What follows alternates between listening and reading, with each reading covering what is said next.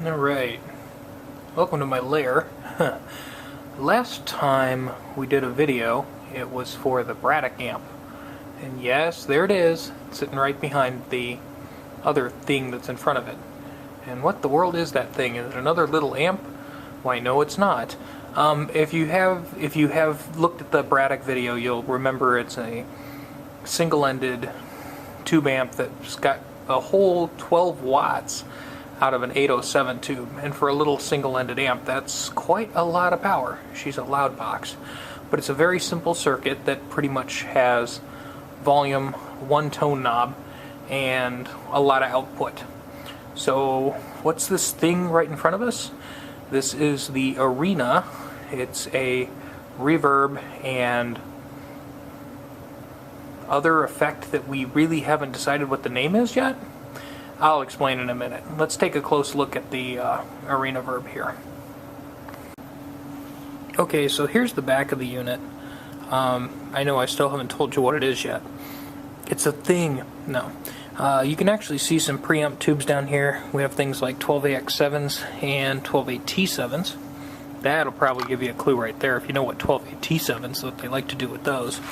And hiding under all of that stuff right in the middle, hopefully the camera can see it. It's on, it's glowing a little bit. And the camera doesn't see it too well. But right there is a 6K6. It could be a 6V6. I could put a 6V6 in there, but I like 6K6s because they're more readily available and cheaper and a little bit more gentle on what we do. Now a couple of you guys are going, alright, I already read the description, I know what this thing is. Let's look down the hole here if we can see. Hopefully the camera can see. But if you look back in there, we'll zoom in a little bit. You can see that metal back there. And that is a spring tank. This is a reverb unit with a little something more in there. A little more than just a spring reverb unit. We'll take a look at the controls and that'll give you the insight. Okay, well apparently I polished my chrome very, very well because you can see me just fine. Obviously we have the output jack. This is a tone jack, and then we have mix, input jack. That says, hard to see, that says dwell. So we see dwell and mix. Those are reverb terms. This is an outboard tube-driven reverb unit. The 6K6 sort of is like the power tube that drives the spring, and then it's picked up and mixed with your signal. So it's an outboard reverb unit that can be used with any amplifier, but this one was designed and created to match the Vibrato amp and be its best friend. And if we come over here, we see two knobs labeled speed and intensity. That sounds like tremolo to me, but it's not. No, it's not. There's a few different versions of these reverb units that you can create, and one of them has the tremolo, which is of course a variance in volume. Tremolo changes volume. So if you wanted to replicate the sound yourself, you could use the volume knob on your guitar, and if you have good rhythm, you could generate a tremolo with it. But this is not really a tremolo and not really a vibrato. Maybe it's kind of a vibrato. It's not really a wah, but it sort of does an auto wah-ish kind of thing. We'll take a look at it and we'll explain it. Okay, so just so the camera can see it, I've laid the Arena Verb down here on its face. You can still vent out the back so the tubes will be fine. But we have tone, mix, which I have about half, 5.5 out of 10, and dwell. Dwell is how hard you push the springs to make them bounce around in there, and mix is how much you listen to the springs when they're bouncing around in there. So we're at 5 and 5.5, I guess.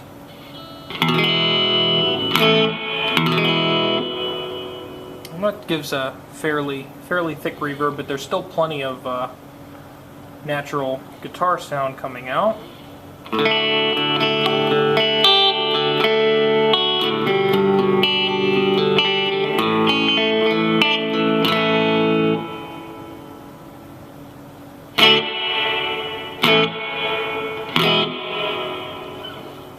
course, if I mute the strings, then you can hear it a little bit more. We'll bring the dwell up a little bit more, and that's going to give you a lot more, almost kind of a sloppy sound, sort of that surfing thing.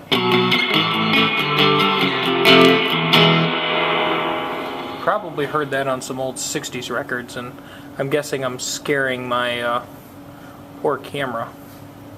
So take the dwell back a little bit and bring the mix up, so we should be just getting oodles of spring sound here.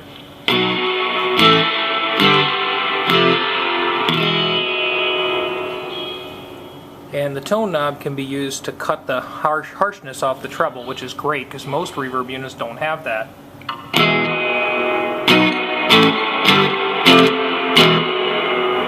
It takes a lot of that brash high off. We'll let it all back through and you'll hear the difference. Yeah, way too much brash, springy, metallic sound. So that's that.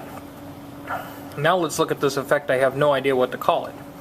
This circuit is from a 6G12 amplifier circuit. I believe it was a concert amp. And they called it a tremolo, but Fender never knew what to call anything. They called tremolos vibratos. Now just look at a twin reverb. It says vibrato and it's obviously a tremolo. It's changing volume.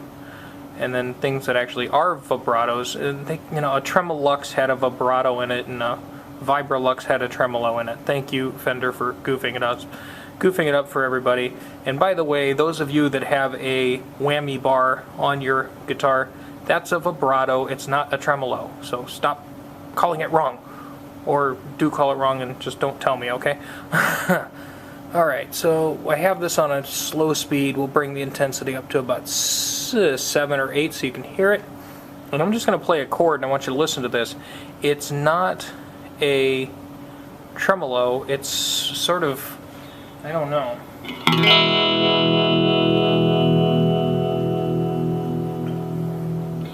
I'll bring the intensity up even more.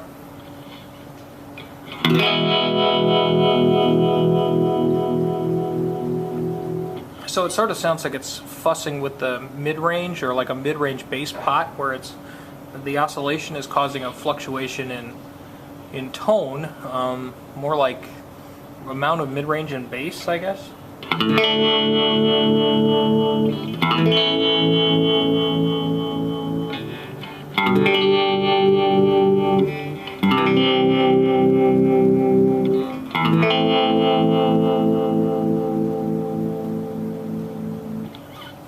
Initially, that doesn't seem like a tremendously useful effect, or you wonder what to do with it. If I could, because I can't right now because I'd wake the neighborhood, and it's late evening, this thing sounds really cool with crank distortion, because it's not actually doing the tremolo thing, it's not changing your volume, it just gives that sort of wow, wow, wow thing right in the middle of distortion. And you can just play a big chord all distorted and it just sounds great. So we'll bump the speed up a little bit and play a little something here.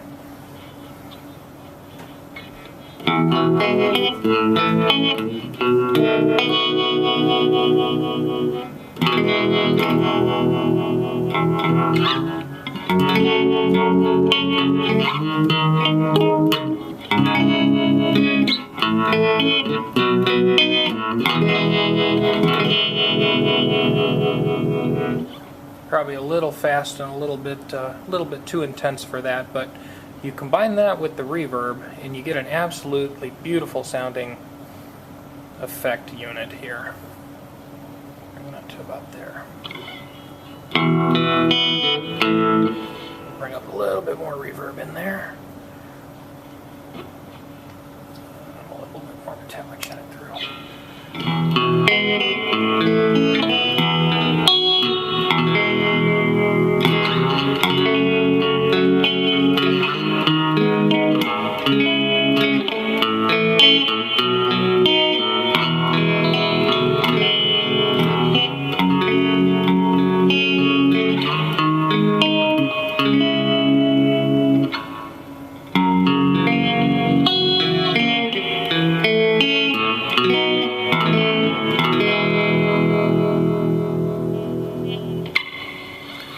anyway, if you think that's a cool effect or that's something you want to build or create, number one, I could build it for you. I build this kind of stuff. This was originally designed and engineered by Jeff Gearing. I believe that's how you pronounce his name. And if you ever visit the Ted Weber site where they build this kind of stuff, he's actually a forum member, so you can ask him about it. He has a real concern about ground loops and hum with these, and has really specific instructions on how to float the ground from the chassis and everything to avoid this ground loop. When I built it, I just built it in my own style, sort of ignoring the special instructions, and it worked out beautifully. This thing is dead quiet. Turned out great. So if you'd like me to build one, you can visit me at mrvamps.com, and I'll be glad to talk to you about it. Or if you want to build it, you can find the Ted Weber kit. You go to the Ted Weber website where you can buy stuff, and this is the one they call the Revibe, and it's under the Weber original kits. Sort of like Braddock started its life as the Lauren, as the Weber original kits, but by the time I'm done with them, they're not quite what they started as, but man are they cool. Alright, thanks for watching. Have a great day.